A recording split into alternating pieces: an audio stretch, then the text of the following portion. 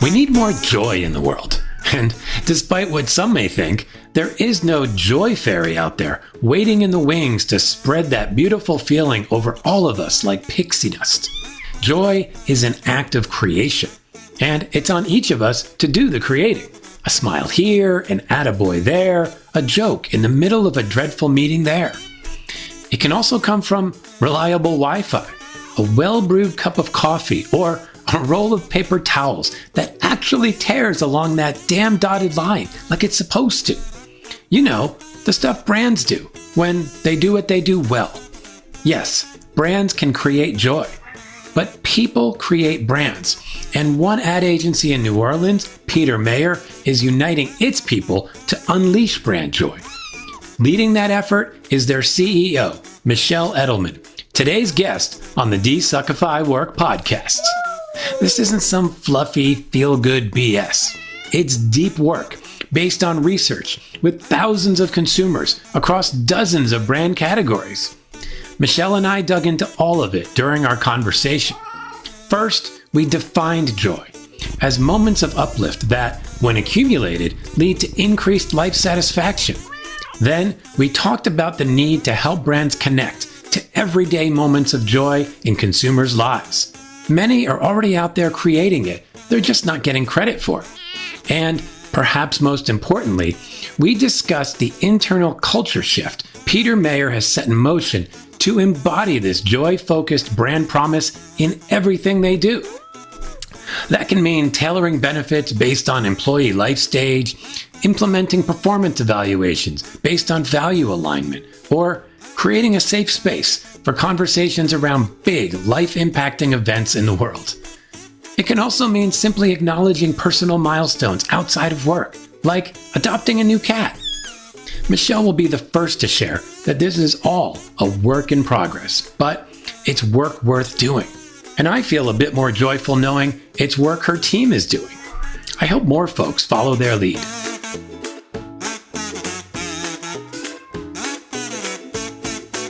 Okay, Michelle Edelman, welcome to the DesuckifyWork Podcast. Awesome. Thank you for having me. I am excited to have you. You guys are doing a lot of interesting things at your agency, so I think we'll have a lot to dive into. And I think it's just continues to be an interesting time. So I think we have much to discuss.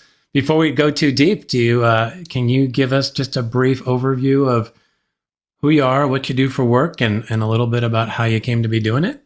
Yeah, sure. I am Michelle Edelman. I'm the CEO of an agency that's headquartered in New Orleans named PETERMAYER. Mm-hmm. It's a 57-year-old agency that I acquired from the owners a couple of years ago after I had been working in the business for almost a decade as the head of brand strategy. Mm-hmm. So I knew the business pretty well, knew the clients pretty well, and have come from a long history of leading brand strategy for lots of agencies, big and small. Mm-hmm. And, I got into advertising like so many other people, which is backwards, right? Like you have a plan. It's like I grew up wanting to be an advertising strategist. Yes. And in fact, I'm skeptical of people that I interview that say that. I'm like, you wanted to be an advertising. You didn't want to be like a firefighter, like right. Come on, what did you really want to be? You wanted to be Barbie, didn't you? I know. It's just wrong. So, but I think, I've always inherently loved people and what makes people do things and what stimulates people to remember things and attach them positively. And like, that's been what kind of really made me fall in love with brand strategy. Mm-hmm. And so, but the change in career to run an agency is a very big career change. I would imagine. But I think I did it because I guess at some level before I heard the word desuckify, which I think the first time I heard that was from you. I guess, in making the transition to agency leadership, I had always had, there have been gigs that I've had where I was like, this is my last job in advertising. It just sucks. Mm-hmm. This industry sucks. It sucks the life out of people. Why is it this way? Like, it should be fun. It's supposed to, like, what the heck's going on, right? So I kind of thought, I wonder if there's a way to make a great company that happens to be in the ad business, right? Because ad businesses tend to be miserable. They, and there's so many reasons for it. Like, we give our very valuable product away while trying to earn clients and then try to claw the way back to profitability. We tend to overwork people because it's such a thin margin business. Yeah. And you're constantly competing against, bigger agencies, smaller agencies, a guy in his garage with a Mac. I mean, you don't even know where competition's coming from sometimes. Yeah. So it can be a tough business. And so that's why I bought this one. I'm like, all right, like, I wonder if there could be a great workplace that brings back the fun to what should be this fun industry. I love that perspective. I think, I imagine a lot of people share the perspective. I don't know how many are going out and buying agencies as a result of it, but I actually I kind of think maybe a few more of us could or should, because I think this idea that, well, I look around and nothing's changing and I can do something. I'm not changing the whole industry, but look what I'm changing. And I think there'll be some interesting connections to some of the branding that you're doing for your agency here, because in many ways you guys are talking about joy and all that stuff, and you're like, well, I can bring joy here, and that's really all we can try to do. And it feels almost suffocating when we think about this whole industry just sucks. Like, well, yeah, I can't fix that. What can I fix? What you can do though is you can do stuff on the scale of your own company and then give your learning away. Like, I go exactly other agency leaders all the time, and I'm like, here, just try this. I mean, if it doesn't work for you guys, and kill it, but like, at least try it, right? Yeah, I think that idea of just trying things and experimentation and being open to that might also help us get back to the spirit of fun and creativity that underpins this business, right? I think we've lost a bit of that in the squeezed margins and the pressures that we often feel. So I love how you're setting a pretty good model there, and I think we can dive into that a little more. Before we get too deep into that, I'd also love to just get a take, on what role does work play in your life? I mean, okay, so it's definitely changed and evolved over time. I grew up, of course, well, I don't look my age, but I grew up in an era that, you worked your butt off. And also from the Midwest, it's just that sort of but I, for many years, was a workaholic for sure. I could not turn it off. I didn't want to. I actually loved it. Right. Yeah. Work was a love of mine. It was it was like intoxicating. And so, and getting better and getting good and being in a room with people, like, that was like drugs. So I had an unnatural relationship with work.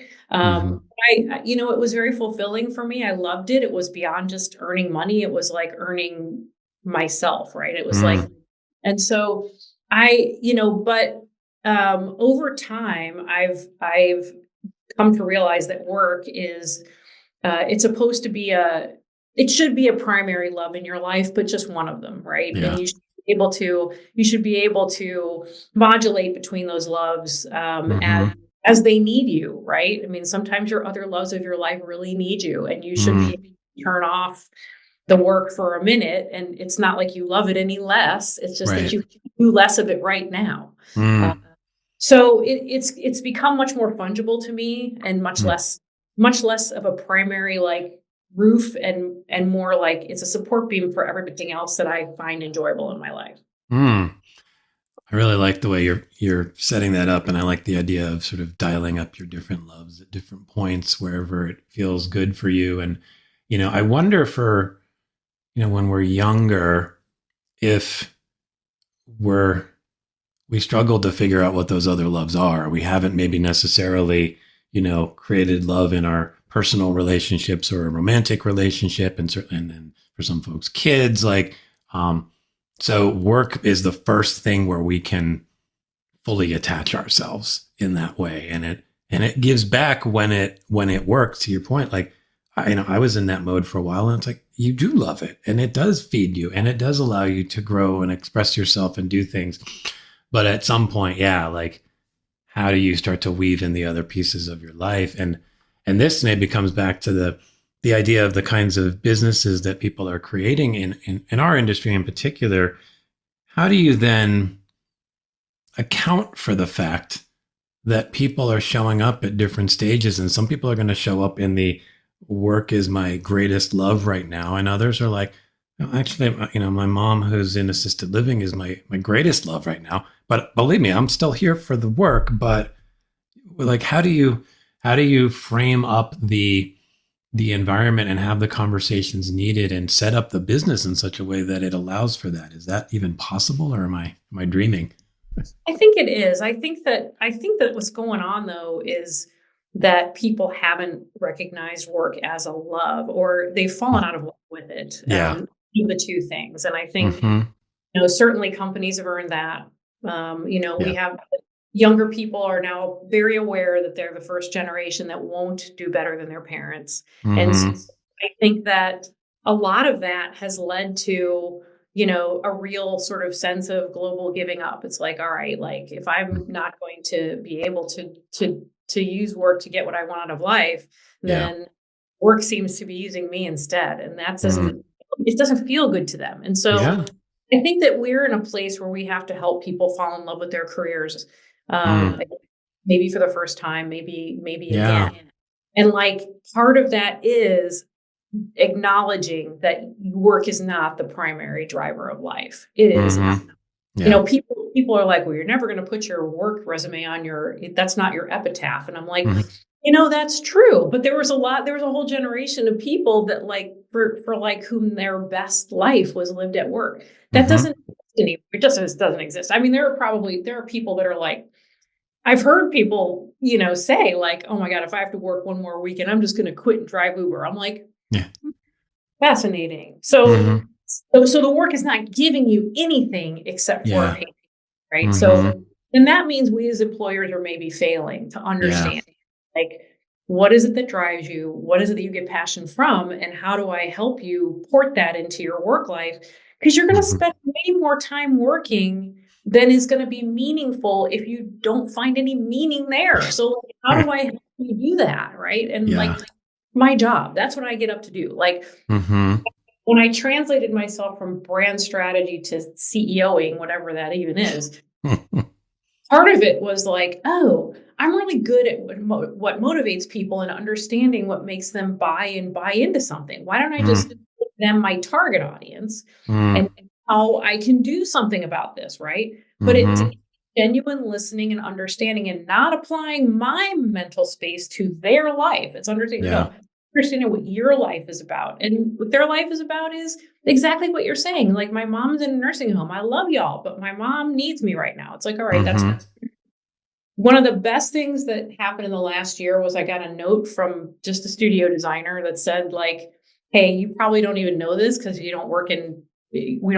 the same orbits right now. But I had a very sick child and suddenly needed to be like that. It needed to be there for a handful of days. And my team said, don't worry, we got this. And like the team just took it back and said like, and that's what I think has to happen is you've got to create this community that where everybody kind of understands and you have the safe space to be like, okay, everyone's life is this is the life. So, okay, sick child, go ahead. We have the rest of it. He's going to come back in and, we'll get him in the jump rope again, but you wouldn't want that person in the jump rope right now. Right. Yeah.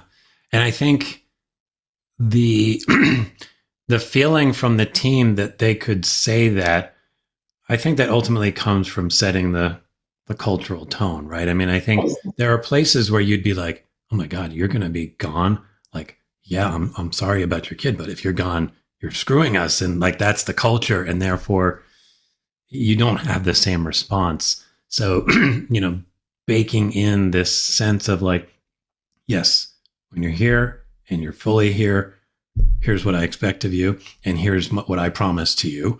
I'm going to figure out what motivates you. And then we're going to try to feed that. but we also need to be responsive to our humanness, and realize that every one of us is going to have days, weeks, even extended periods where we're not fully connected to work. And how do we support that and still allow people to get what they need and want from work and contribute, but also do what they need to do? How do you set that tone? I mean, I think it's by being human myself, which took a while even to figure that out. Cause I'm like, all right, what is it? I'm a CEO now. How must I behave? I must behave like people that I've seen in the role. And that was a disaster. So I had to abandon that. It was so bad. Oh my God, I'm so not people. Yes. So I was like, all right, I think it makes sense to just be peer-like and to remember what it was like when I had these challenges and couldn't express them, like what you're saying. In a lot, in many agencies, I would never have revealed what my personal situation was for fear I was going to be judged for it or left out of something or whatever. Especially as a mom, it was sort of like, I've heard people say in a boardroom, do we really think she's coming back from maternity leave? And I'm like, she's just the chick that's carrying the baby, and she's she loves her job and she's super passionate. Like, why are you saying this? Right. Yeah. And so just knowing that existed, I remember what that was like. And so I don't ever have them feel like they're not a serious person, that they can't take things seriously, that they don't have passions of their own. So I share my passions. I put spaces out there to have them do that. I remember when, no matter what you believe on what side of the aisle, when Roe v. Wade came down, that day was a big, wow, that's incredible, right? Like we've lived our entire lives with that expectation, and now we're in a different world, right? Yeah. People were like needing to talk about it. So I'm like, all right. I just said to him, you know what? This is a big day. If you need to sign off for the day, sign off for the day. Because who knows what somebody has gone through, right? Absolutely.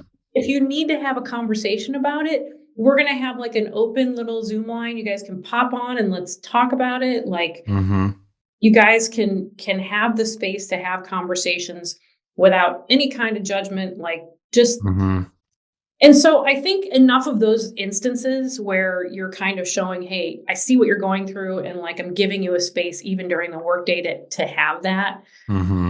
It goes a long way to building that sense of kind of comfort where you're sort of like, oh, I am a human. I'm allowed to be a human at work. Oh, cool. Okay, fine.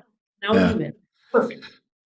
It's sort of amazing how almost strange that feels, like that I'm allowed to be a human at work. And I think that's like, and I suppose that's just an extension of sort of the industrial style of working that we did for so long, where like the way that worked was you've effectively, turned yourself into a machine and you did the things, right? And work, the nature of work has evolved, but I think the underpinnings and the culture supporting that and the structures and the process supporting that, have been a little slower to catch up. And just, the concept of being able to have real conversations at work and recognize that like who I am outside of work, like I'm still that person when I show up at work. So that stuff's with me. So like, whether you're giving me the space to talk about this or not, it's in here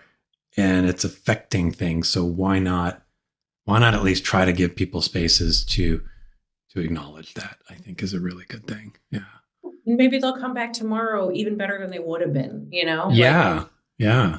I mean, I think that's the upside. And I think there's actually just so much research out there that's showing how much when you really allow people to feel truly connected, appreciated, trusted at work, and then they feel more engaged at work, and then they that one day where maybe they weren't doing a thing comes back like multiple fold, because now they can allow themselves to get passionate about the job because you've created those conditions where before it felt like it was so oppressive. Like, why would I be passionate about work when this place treats me like crap? Yeah, and they ultimately they get to the point where they're sort of like, well, why am I doing this? Am I doing this to make someone else wealthy or famous? What am I Right. doing? Like, Mm-hmm. that's crazy. Yeah, no, I know. And I think all of that stuff just gets better with, I think, being a little more open with each other, showing the vulnerability at all levels, like the humanness from the CEO down. And it's like, oh, okay. Now they see you as a person, where before you were a figure, and so that makes a big difference. I want to shift gears a little bit because I know you guys have been through this kind of major shift for the brand at PETERMAYER. So what inspired that? What got you thinking, okay, it's time for us to rethink the brand and recreate it? Well, I mean, I guess it's just like from a business point of view, as a small agency who is, has, a growth plan, you kind Mm-hmm. of like, what's your point of difference? And we're in an industry that is devoid of points of difference. Yes. It's not good. It's It's not pretty amazing. out there. Everybody says the same thing and Mm-hmm. offers the same. And so, you get asked by consultants, all right, are you an industry specialist? Like are you guys specialize in CPG food, or are you, do you Mm-hmm. guys in Gen Z? Like what is your, and you're Yeah. like, well, that's a good question. Mm-hmm. And so we had to sort of say, okay, it is time to make a shift in how we present ourselves. Mm-hmm. And back to the fact that like people kept saying to us, you guys are headquartered in New Orleans. That's so interesting. And Mm. as soon as you say to someone you're from New Orleans, they're like, really? That's so cool. But it's not very businesslike. People's initial, Yeah. response is like, oh, that's a very playful thing, Mm. but it's not very results oriented. And so clients, are sort of Mm. like, well, where's that going to get me? Even though it Mm. is different, they remember it. Yeah. So what's interesting about, originating here is that it is very much, it's a place like nowhere else. It is a very much a Mm-hmm. community first, celebratory first. Mm-hmm. I mean, people will make a festival for anything. You can, really anything. There are more festivals than there are years in the day in Louisiana. Wow. So it's baked into the culture to Yeah. be celebratory in Mm-hmm. this that should be wiped off the map already, right? I Yeah. mean, it's like ridiculous that's even here. Right. But it's here because people are like, well, hell no, we're not leaving. We're not going anywhere. Like, it's like this weird, Mm-hmm. proudly, stubbornly here kind of a place. Yeah. And so that personality and that core is unique. It creates a unique bond between client and agency. And so the reason people keep us is not the reason people buy us. And so we were sort of like, Mm. how do we connect these two? Mm-hmm. And so we were trying to figure out, okay, is this just a brand personality? But then we started to take a look at, is there a connection to why we've been successful and not just how we are? And Mm-hmm. what it turns out is this idea, now it's one of our values, resilient optimism. Mm. That resilient optimism has caused us to go, okay, we are going to like take companies through cycles of change and cycles of CMOs and cycles of everything and just be that partner that's like, no, tomorrow this is going to be better. Mm-hmm. And it all boiled down to this idea of being celebratory and the joie de vivre of New Orleans. Mm-hmm.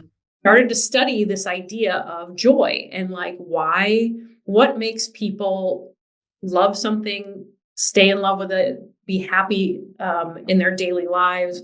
Are brands even connected to that? And what we found Mm. was that brands have a lot to do with our day-to-day enjoyment of life, but they don't get any credit for it, right? Mm. You can ask people like what brings them joy, and they will say like, getting flowers or that first smell of coffee in the morning, or Mm-hmm. when I get my insurance check and it's smaller than it was and I feel really smart, right? Mm-hmm. People will tell you those are joyful moments. Mm-hmm. Attributed them to Starbucks or Geico or, Mm-hmm. Books, they're not. They're basically saying these are the moments. So if brands Yeah. can fill that gap Mm. between what that life enjoyment and what they specifically provide, then what we've seen is that improves consideration, and it improves loyalty. So those are things that are bankable. So we now have a proposition where an emotional quality can lead to business growth. And I think it's sort of nirvana for marketers, because marketers want it. They went into marketing, at least I went into advertising, because they to make there was an enjoyment. There was like I want to pull an emotional cord with my work. But then you get into clients and they're like, ooh, emotion. Yeah. I have stakeholders and shareholders. And if there's a direct tie between them, it's sort of like, nope, we can tell you exactly if that's going to lead to business growth. The emotional levers that you're going to pull. So I think it's, we kind of found who we were on the inside and discovered that it actually makes a difference in results, and that was the worth of the positioning. It's I will say one thing. I'm glad that is true, because I think, like you and like most of us, like, we believe that the emotional connection matters, and that emotions ultimately are primary drivers for us. I mean, I think and if you look at a lot of research, that's backed up in just human behavior in general. But for some reason in the boardrooms, that suddenly gets often shut down, and it's like, no, this is our functional benefits, and let's talk about those things. Let's be logical, rather than saying, well, let's get people excited through the emotional benefits, and then our website can contain, when our messaging can contain some of those functional benefits that reinforce the reasons you felt joyful. Right? It's reversed, I think, the way most people think of it. But I'm curious from your guys' perspective, like, joy is one of those words that it's a bit amorphous. It's a little like, my meaning of joy is a little different maybe than someone else's. So how do you define it and then help clients connect to that definition? Or is it great question? It's a great question, because, and there are many and the first thing that happens when you say joy is that people think of optimism, positivity, smiling, children. It's not that's not what we're saying. We're not saying we're going to like rebrand you with puppies, although that is fun. Yeah. But it is, it's more about the evoking of what scares clients the most is that how we see joy is this moment of uplift. So it's a feeling that you consciously feel, you recognize that it's there, and it can dissipate. And so as a result, what we found is that people feel this emotion dozens of times a day, but they go away before they're acknowledged as being associated with something. So you could see a dog in the car across the road, and that could give you that momentary uplift, and then it's gone, right? Yeah. And certainly that moment was probably not associated with a brand. But for those that are associated with products that we consume, we're going to buy things anyway. We're going to consume anyway. We might as well consume those things that are actively trying to introduce those feelings, because over time, the more of those things that you feel, the more that you're out in life concentrating on the positive impacts on yourself, the happier, the more life satisfaction and happiness you're going to have. So it's associated with building a happier life over time through these many, many moments and experiences that brands it's all pretty much within their control. They do this already. They just have to concentrate on how they actually do it. And I think for some brands, it's very much of a surprise. It's like, giving the ability to showing someone in a moment where they can say no, right? That's exciting for people, right? Yeah. There's a joy in saying that. So I think helping clients understand there are different modes of joy, that different levers you can pull, and that through these moments, you get remembered, you get, you get credit for those positive impacts on people's day. I think what happens is that brands try to take responsibility for happiness, which I don't think you can. I don't think brands want to be like, and we've saved the world. And people are sort of like, yeah, but I just want to feed my family dinner. I'm glad you're sustainably farming your Right. spices. I'm just feeding my 4-year-old who doesn't eat anything, right? Yeah. So just helping brands bridge that gap and Yeah. understand what brings their consumers the most happiness, Mm-hmm. they'll get there. They'll get to the higher purpose, right? Yeah. But you have to help them along the way. Notice that it's these moments of uplift happening over and over via your brand, having that association that's going to give you that lift. Mm. It's funny because as you're saying this, it sort of connects back a little to this idea that you were talking about earlier about the ad industry, and it feels overwhelmingly bad at times in your ability to kind of go, well, as a CEO of this agency, here's what I can do. And I can try to create something good here. And for brands, I think one of the challenges with the whole purpose movement was like, it just honestly just wasn't all that believable for a lot of brands to be like, I'm changing the world with this thing. But you are changing a person's experience in that moment. Like, it's a much more bite-sized thing. And yeah, you're contributing. Maybe, we're all a part then of, if each of us contributes to these moments of joy and moments of uplift, that eventually kind of lifts us all up. But it's not like, the baby food manufacturer is saving the world. It's like, no, but the joy of having some bit of food that a parent can just easily give to their kid who doesn't want anything else.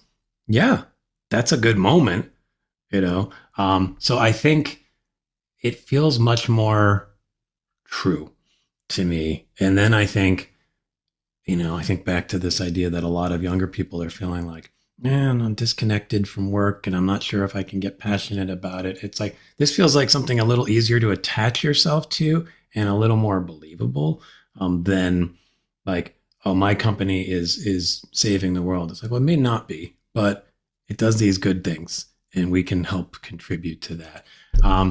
Do you notice anybody, within the agency? Like, do you see people sort of, as you've embraced this brand positioning, kind of feel like, oh, this is kind of cool to be a part of, and it helps them feel more connected to the work they're doing? Oh yeah, I have people that bring me ideas now about how can we, which is fantastic. It's like, all right, because this is what it's meant to do. You can now take it and use it, right? Like it's if for you, like it's, you are in a company now the funny part is like, if you're going to be working in a company that is unleashing brand joy, then, and it's really supposed to be an inside out positioning. What does that mean? It doesn't always mean that you have to have the happiest day of your life. It does mean that one of our brand promises to our clients is that we're going to be a bright spot in your day, right? And I think agencies, you've probably heard the account guy say that we're the best part of their day. Well, that's our brand promise. Like we go in there, we're going to show up these crazy backgrounds. We're going to have a little bit of fun for a minute. That's just who we are. And so show up that way. Right.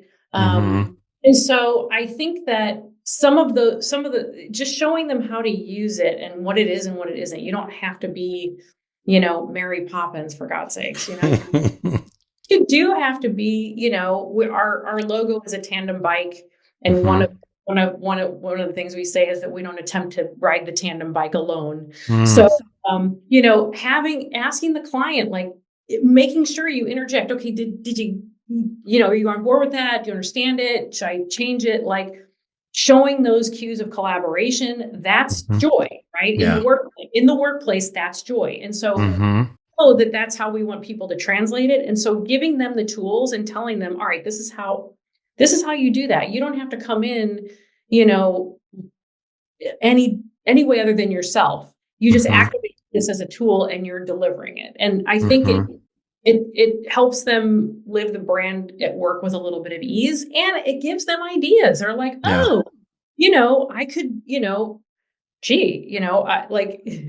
I remember there was an accountant that had a stamp that like said thank you, and she like bought purple ink and was stamping thank you on the little invoices on invoices. Like, oh my God! But she figured out a way to do it like an invoice. Her way, yeah. That was what she was doing? And it was like, I love that. what? All those little things are completely fine. Bring yourself to work, bring that stuff. You don't have to ask, just do it, right? Yeah. Well, what's interesting here is I think you're opening up and exposing a little bit. One of the biggest challenges in advertising is that, and this goes back to the lack of differentiation. I actually wrote about this maybe last week, but it's like, I think back to my 25 plus year career in the business and I go, I don't know that I really knew what any of those agencies was really about. Like I knew we wanted to do good work, but like, that's kind of like table stakes. It's like, of course we want to do good work. And some of us maybe had something on our website that sounded like a position, but it was effectively the same thing that everyone else said. Lately it's been the blend of data and humanity to create, whatever. So what becomes really difficult in that situation, particularly when you're not at the higher levels, is how do I connect myself to something that we're doing here? How do I do things that actually matter? I don't think you know what matters. You just get your brief, you do your thing, and then it's like, okay, you're kind of in the assembly line of work rather than what you're describing. And as you said before, like any agency can do this in their way. Like now that people know, okay, PETERMAYER's about this. We're about joy. We're about being the brightest spot in our client's day. We're about helping brands connect to that. It's like, oh, now I know how as an accountant, a junior copywriter, an account coordinator, whatever, how do I connect to that? How do I bring me and help connect to that? Like that the difference between that is almost everything. I feel like if we want to desuckify work, that's the model. Have you noticed people being just like, are people actually expressing that like they feel more connected to work, or are you mostly just observing it?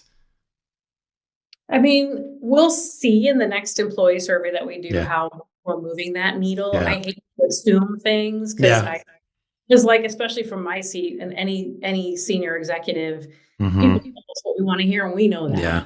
So I want to see how they really feel, but I do see a lot more, I don't want to call it proactivity, it's such a weird word, but like reaching across the aisle, like, oh, hey, I noticed in that meeting that you might not have understood what I said. Let's hop on an extra Zoom and I can tell you more. Or somebody trying to go an extra mile for a colleague.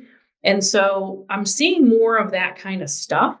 And so I kind of think like, great, you exist outside the bounds of whatever billable hour someone gave you, right? You exist, right? We actually had a day of service recently, and people really showed up. Like a couple things that I heard there made me go, this is really different. And the person who was running the volunteer event on our side said she runs a ton of volunteer events in her free time. She just did this in her sleep practically. She was like, I usually have to pull teeth to get people to kind of volunteer for different duties or to show up on time. She was like, this was a dream. Everybody just came and said, I want to do this and that. So like, she was like, this was really an engaged group. And then the people on site said, we could not tell the difference between your senior executives and your just everyday junior workers. Like everybody seemed the same to us. And I'm like, that's a compliment. Because, we didn't just show up in a suit to hand over a big check. We came to work and we cleaned out a kitchen. Right. So like, I think it's that's how it's showing up. Currently is like this idea that we actually have formed a community in the workplace. And I think that's what to me is the sign that some of these things are taking hold. So on that note, I mean, what are some of the things we've talked about a little bit, but what are some of the things that are different or changing in the culture? And this is actually a question from our last guest that I had on the show, Kristen Lasanti. And, she works a lot with cultural change in organizations. And she was like, okay, you guys are changing your brand in a big way. What kinds of cultural shifts needed to happen or are in process of happening to make that happen? So So what are you trying to make happen? What are you seeing happening? And what are you maybe still hoping to do on that front? I mean, this is like, sometimes I have epiphanies that are like basic. It's like, oh, and then I'm thinking, it's so ridiculous that I'm just now realizing that. Of course. But I think when we look at employees, we look at, a lot of times when we look at employees, we look at like, do they have amazing skill sets that can be grown and maximized? Mm-hmm. Are they doing their job description and blowing it away? Mm-hmm. And do they are they excellent at their craft when they go to apply it? Mm-hmm. What I'm also seeing is that there's a fourth criteria for performance, and it's values. And so how you deploy the values of an organization Mm-hmm. can make you or break you in that organization. And sometimes organizations don't articulate what those are. You kind of come to find it out because you can ask anybody in the company, okay, what are the unwritten rules here? What do I have to really know to get ahead? And then someone will say, what you really got to do is at 5:30, the CD comes through and evaluates all the work and throws all the stuff he doesn't like on. But at 6:00, you better go and pick your work back up, right? Yeah. So those are the unwritten rules, right? Mm-hmm. And so, we have values in the agency that we wrote down, and we educate people on those. And so it's like, okay, this is what this means. This is what it means to be human forward. This is what it means to be brilliantly optimistic. Mm-hmm. And we're in the process of driving that through everything we do. So at this point, am I really recruiting for that? Like, how do I know that someone has those traits? Yeah. They're so that they, from the very start, feel like, oh, I know how to do this. I can activate this, or I understand it mentally enough that I get it, right? Even if I'm not someone who's a natural collaborator, if I'm more of a lone wolf and I do my work, I know that we have this value of better together. I call the account guy and take him through it and not think that I'm done until someone else has put their brain on it. So like, I think it's the values. I think what I'm seeing is that those values are starting to become part of the vernacular and how people talk to each other during the workday, right? When I was at Leo Burnett, I was told one time, I was like stunned by this. Like, we were working on something for a client and they had asked for something that was out of scope, and it was all being like, oh my God. And someone said, do the right thing and the money will come. And everybody else said, oh yeah, okay. And then the meeting dispersed. And I'm like, what happened? Where did everybody go? I don't understand what happened. What happened was there was there was a story, a Leo Burnett story around that, around when you charge and when you give and like all these things that was literally a value that was in the company. And so having those unwritten rules written down and teaching how to use them, I feel like that's the cultural shift that we're seeing happen, is that people they're responding to a certain set of principles and using them together to make decisions. So, you shouldn't have to it feels bad to make decisions, to have to defer to your boss to make every decision. We're like, nope, I'm distributing leadership. You guys can all make decisions.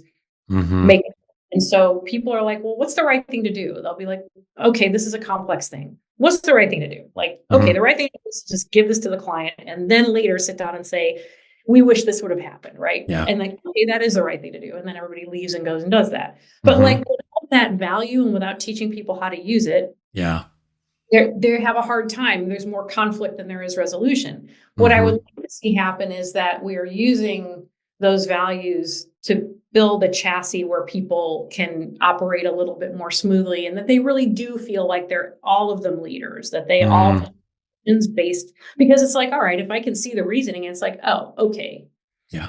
Basically went all in on that. That's another like all in. We don't do everything, but what we do, we go all in, and we probably overdo, right? It's like, all right, you overdid this, but I guess I see why, right? So I kind of think that like, that's where we're going, is like in a place where all of the employees feel empowered to activate against those values. And if they can do that, then they'll feel like they're they're not going to screw it up. Right. I love that. I think a couple thoughts. One, you mentioned this idea of having these kind of epiphanies that are like suddenly seeming so obvious. I think that is one of the gifts of moving through life is as we get a little bit older, like somehow the light bulb finally goes off. I have these so much more than I did 10, 15 years ago. And I sort of smack my head and I go, why did I not know that back then? But I think it's just how our brain ultimately processes all of our experiences. So I can appreciate that whole mindset. But this values thing I think is interesting because I've been at some places where the values are maybe even clearly articulated. And that can be, presented in some kind of an all hands thing or posters around the office. And I'm not even dismissing those things. I think those things are important. But what you're getting to something is, I think, the missing piece that most companies, I won't even say just most agencies, miss out on, which is the sort of operationalizing of the values. Like how do I as a copywriter live those values? What does that look like for me? I actually had a guest on this show last year. Her name is Judy Cerullo, and she was playing around with this thing that's like kind of a re-envisioning of the job description, which was basically like, instead of just a list of stuff, it's like there's the values and then the ways we look for this role to support those values. And I was like, well, that's almost one of these moments where it's like, of course, but yet we never do that, right?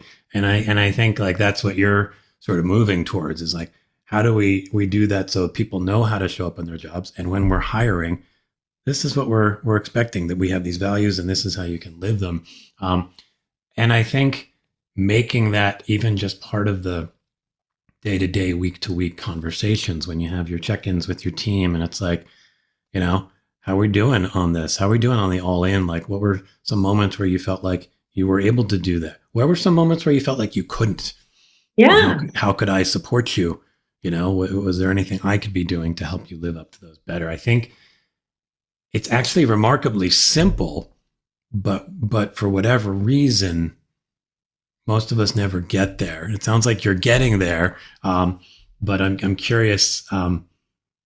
Is that idea of baking it into even the job descriptions, is that something that you're moving towards as well? Yeah. I mean, right now our job descriptions, they carry the values in a little block there, because it's like, and we just 2 weeks ago had a training from our internal recruiter on here's how to critically think through the values while you're interviewing someone. And so that was a big step, it's like she took the values and said, okay, we normally do these sorts of questions when we're going through interviews. How do we give them a battery of things that we ask that's going to fit those propensities, right? Yeah. And so, because I think it's really, and it was fascinating. And I think the more that we can enact that and the more we can bake that in. Yeah. And I think we also have a, like an employee performance, like piece of software where you can, review employees, all that kind of stuff, keep notes. It also will allow you to send pieces of feedback to Slack, like, oh, hey, thank you for doing this for me. And we're encouraging people to do that. But it doesn't force you to do it, but it has all the values as little buttons on it. So you can say like, thanks for Greg for actually, burning the midnight oil, doing this for me, even though it was a last minute thing and it turned out amazing. The client looked like a hero in their meeting. Yeah. And you're able to push the little all-in button. And then at the end of the year, when Greg's manager goes to take a look at his shout outs, they will see, oh my gosh, this guy is an exemplary employee, actually got tagged all in more times than any other employee in the building. What do we do with that? We don't even know what we're going to do with it, but we have it. And so to me, that's where, if you're going to look at the confluence between humanity and technology, that's it. Like, all right, what am I now going to do with this emotionally driven data to recognize a person, or to, to help me understand what this value even is, right? So, so I think that as much as we can operationalize that stuff, but it also does take the human element of your manager saying, okay, like, I want to give you, great feedback and I'm going to give you constructive feedback. And the constructive Mm-hmm. feedback also has to do with, it's not just constructive feedback on you missed a deadline. Right. It's feedback on, it could be feedback on your values. I mean, Yeah. we've put people now, unprecedented that we put people on a performance plan for attitude only. Works really good. Mm-hmm. You're doing, your job function. Yeah. These areas are making people sad and not want to work with you. Yeah. And that is unheard of. I mean, I've been in creative cultures where like bad behavior was actually not just tolerated, but Rewarded. like tolerated. Like, well, he did the X campaign, so of course, but I don't want to be in a room with the guy. Like I really can't ask him why he did a piece of creative that went off brief when it could help me advance the brief to learn why I did it. I'm not precious about the brief. I could basically what he's saying to sell his work that he wants to sell, but I don't even want to talk to the guy. You're like, you're going to get the monster. So unprecedented to basically be like, all right, based on values alone. And so that's where I'm like, all right, that was the epiphany, is like part of performance is attitude, and it can be measured and it can be named, because it can be named into the values. I love that. And I think to try to do that without the values gets really messy, I think, and it gets very like just personal opinions and feelings and biases rather than, okay, this is one of our values, what was the optimism, it's resiliently optimistic. Resiliently optimistic. Like, okay, I now I can frame my feedback about somebody's attitude around that. Like, what I've noticed is, when things go a little sour, you kind of sit in that for a long time. And I want you to feel it. I think like we want to create the space to feel it, but how can I support you in finding that resilience and being able to come back and go, okay, we got knocked down, but I know that tomorrow provides something new and awesome. And that's who we are. And that's what we need from you. That is a much different conversation than like, I just didn't like that, the way you answered that question, or you sounded a little Yes, pissy. You're a Debbie Downer. Yeah, exactly. Like, that's not what useful. What am I supposed to do about that? Yeah. And I think the beauty of this is like, and you talked about this idea of, other agencies potentially trying some of the things you're doing here, is like, people could go, I want to try the idea of values being really baked into the organization, but my values are going to be very different. Like, and they can be very different. And that's actually okay. And in fact, I feel like that could go a long way towards us starting to create some differentiation in our industry, where we really embrace the idea of difference and be like, it's okay. This agency is all about joy and we support it this way. This agency is all about whatever and we support it this way. I'm curious for you as an agency.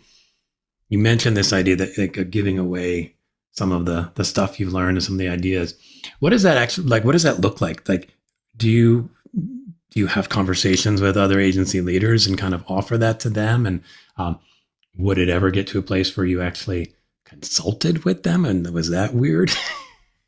Oh, no, it's not weird at all. I mean, I kind of think because we're all wrestling with the same monsters right now, which is, what is remote work? What is hybrid work? What is, what are people, why are people checked out? Like, there's so much that affects everyone, because it's a cultural movement. It's a cultural movement surrounding work. And so you have to understand, like, it's not your fault as an employer, but it is your fault if you don't try to solve it for your employee base. That is your little thing, community. You're supposed to do that. You can't do anything about all these other things, but you can take care of your own stuff. Now, what and some of the stuff to try is radically simple and easy to perform. So we all have to buy. Well, we don't all have to, but we all buy health insurance. We all buy benefits, and most of us work with brokers. And so you can go to your broker and say, okay, I want you to take my employee census, and apply it to your products based on demographics and life stage. So I can tell you how many people I have in my organization who profile as 5 years away from retirement empty nesters. Are, sandwich generation with 2 little kids that, are living the single life, less than 5 years out of college, but with college debt. And so I can give you these populations and you can come back to me and say, the benefits packages that make most sense to you guys that are going to appeal to the widest variety or people are this. You have this incredible need to retain this chunk of people. That's what you told me, is these are your high performers or your high retention people. You probably need to invest in this. And so showing me how to use my benefits based on who my employees are as people has been very powerful. We've been able to offer things like tuition pay down assistance counseling. Counseling. You don't have to throw $1 million at it. You can give a professional to someone to say, I can restructure your college loans and take this burden off of you a little bit. And that doesn't cost very much. Right. But we didn't know we needed it until we saw what our employee population was going through. All it takes is you as the employer caring about those insights and telling your vendor, I need you to care about these insights too. So that was, anyone can do this. I've sat down with at least a dozen agency principals and showed them the geeky brand strategist. You need to do a little bit of a little bit of modeling on your employee base. It's not hard. Right. If you're a small to medium agency, it's not, but you need to be able to do it. And people get all concerned about, okay, what is the cost of improving maternity benefits? Well, it's a high cost.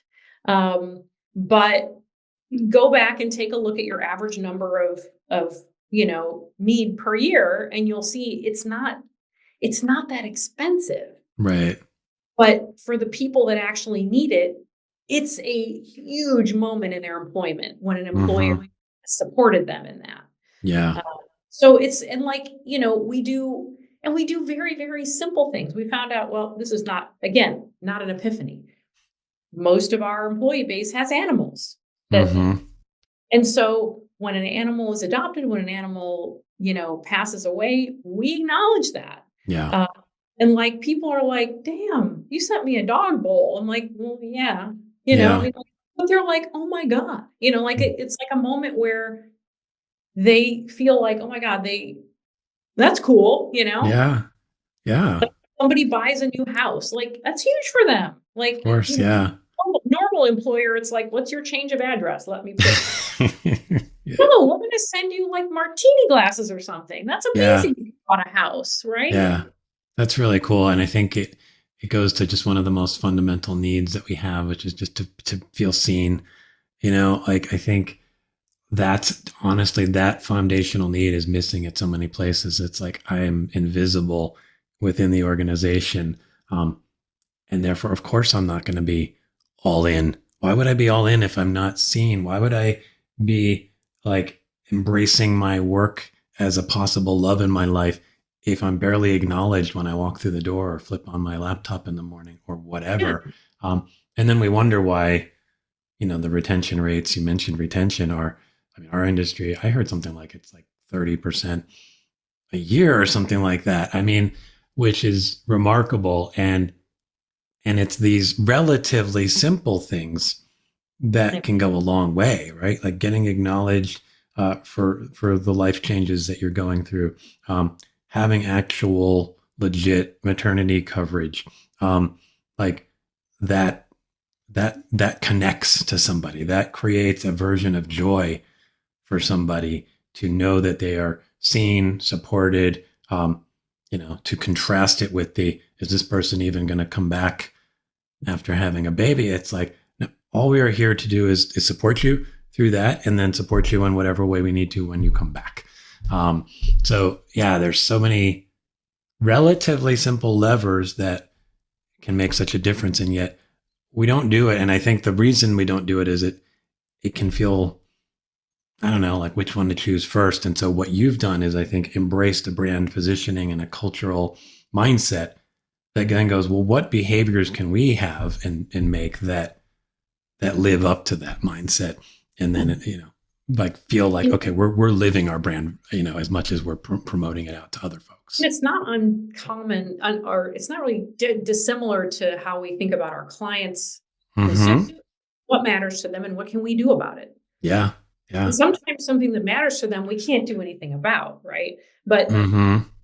can, then why wouldn't we, right? And I think that it also, some of it is employees are becoming very vocal about what their wants and needs are, right? Like mm-hmm.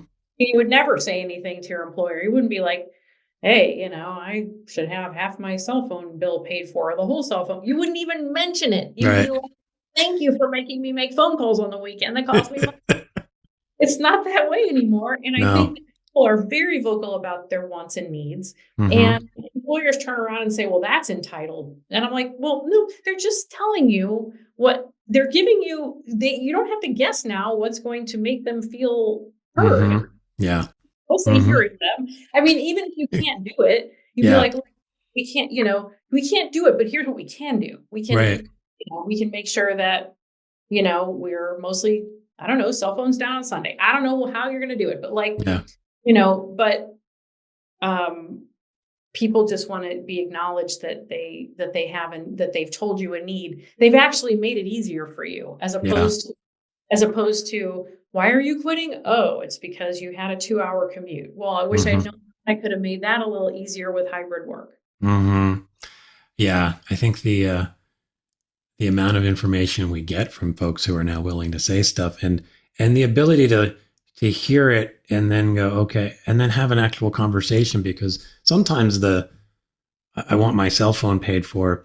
Yeah, they may want their cell phone paid for, but there's more underneath that. So by creating that back and forth dialogue and being like, okay, what's going on for you? What's showing up? And it could be like, actually what they need is some counseling on student debt, or like there might be something deeper going on, and they just picked what they thought might be the lever that could work. And it could be that the commute is actually bothering them and costing them a lot of money. And therefore,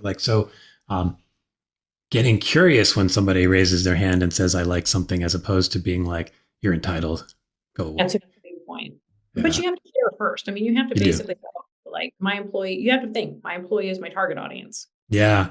I think we're remarkably bad at turning all of our skills inward as a business, right? Whether it's the ability to differentiate ourselves or the ability to just get creative and curious about stuff. We're so creative and curious for our clients. And then all the internal stuff, we sort of just like allow it to just sit and then fester and then blow up in our faces. So I love that you guys are being much more intentional there. And I think there's even if people aren't stealing it literally, I think people should at least borrow the mindset and think like, what does that look like over here in my agency? Yeah. I know we're getting close to wrapping up here, so I want to start, with a few more final questions. One of which is, I mentioned the question from our last guest, and we have a guest coming up. Her name is Lauren Greif, and she's an executive career strategist, which is a really interesting role. Do you have a question for her that I can pass along? Yeah, I do. I was looking at her LinkedIn, and I thought her business was really interesting, and I wanted to ask her, for people that are going through prolonged searches, how does she counsel people to keep their spirits up, to keep learning and going? Wow, that is an important question, I think, because more than ever, we're seeing a lot of that going on right now. People who I'm, amazed, where I see like they're still looking for work, and I'm like, how is that person looking for work? They've done everything. So yeah, I will definitely pass that one along. We've talked about a lot of stuff around work and how to make it better. If you could wave a magic wand and really fully desuckify the work world, what does that look like? It would look like people who brought their passion with them coming to work, and employers that respected that and fostered that. That's a big one, right? I think the ability to say bring yourself to work is relatively easy. But then the respect of that, the appreciation of that, and then the, kind of what we were talking about, how do I help you connect it to what we're trying to do here? Right? That missing piece is often there. So I love that. Now we get to have a little fun. One of the things you see in my show is I use less sound effects. And I often have the guests contribute to those sound effects. Do you have a desuckified sound effect that you're willing to make and share with us? Yeah. Woo! You have to do it with the fingers. You can't just do the woo. That's impressive. I like that. So what is the meaning of that sound? Is that joy? Is that? Yes, that's basically like it's multi-sensory, right? You have to see the sparkles, and then you have to hear it work like a sound of encouragement. I love that. And it's like, it's so amazing how sound and the visual component, like just that expression for 3 seconds, I felt joy.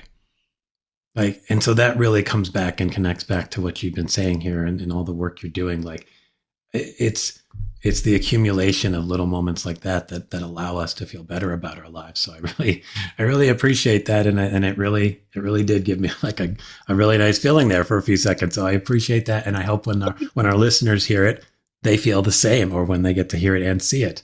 So the last question I always ask is, how can people, connect with you, follow you online, and just learn more about all the cool work that you're doing? Yeah. And honestly, I respond to every LinkedIn message I get. So cool. Connect with me on LinkedIn and message me. And you can also reach me an email at edelmanm@PETERMAYER.com. But I will always respond. And I hope that I hope people get something out of this, and that if they really do, if they want to bounce off ideas or get perspectives, I'm happy to jump on calls. Oh, that's really cool. Well, I hope some people take you up on that. Would the PETERMAYER.com also be the website for the business? Yep. Okay, great. I'll add all that to the show notes. And I actually have one more question just because of the theme of this episode. What brings you joy personally? Oh, that's really a good question. So many things, but I think that it is, at least at work, it is and always has been that moment where a light bulb goes on for someone. You have that moment where someone has realized something. Yeah. I think to me, that's when I felt the most joyous at work. And so I love to see someone else. Yeah, I get that. I can connect to that as well. That's a pretty powerful moment. Well, let's hope that we're on a path. I know you guys are contributing towards a path where I think we'll have more of those moments at work. And I hope some people borrow and steal some of what you're doing and bring more of this to the world, because our industry needs it very much so. So I appreciate you guys being a model that people can look to and go, yeah, we can do this in a way that allows people to feel good about the work they're doing and do good work. Well, I love that people that are, that come from creative backgrounds like yourself are doing what you're doing, because I think that, creatives, they want to be in the world to put something great out there. They're not always, I think that creative mentorship is different than that. And like being able to grow as a creative requires somebody to help you realize those things. So hopefully people are listening and getting a lot out of what you're doing. Oh, I appreciate that. Thank you. Well, Michelle, this was a wonderful conversation. I appreciate you coming on, and I look forward to keeping up with all the good stuff you're doing in the world. Thank you. Yeah, likewise. Thanks, TJ. All right. Bye-bye. See you later. Thanks, everyone, for tuning in to the DesuckifyWork Podcast. And a huge thanks to Michelle for bringing curiosity, insight, and of course, joy to the show. If you enjoyed the episode, please like, share, rate, review, subscribe, or consider shaving our logo into your chest hair and running along the beach in slow motion like David Hasselhoff, so everyone gets a good look at your commitment to our cause. If you don't have enough chest hair, don't worry. Just take some from your back and glue it where needed.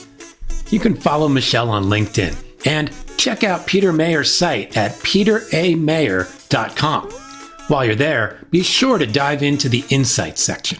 It's chock full of good, joyful stuff. My site and my Substack newsletter are pretty joyful too. Give them a look-see when you can. I'm on a mission to make work suck less, and I would love for you to join me. Want to make that desuckification happen ASAP? Let's set up a free half-hour coaching session. Bye, everyone.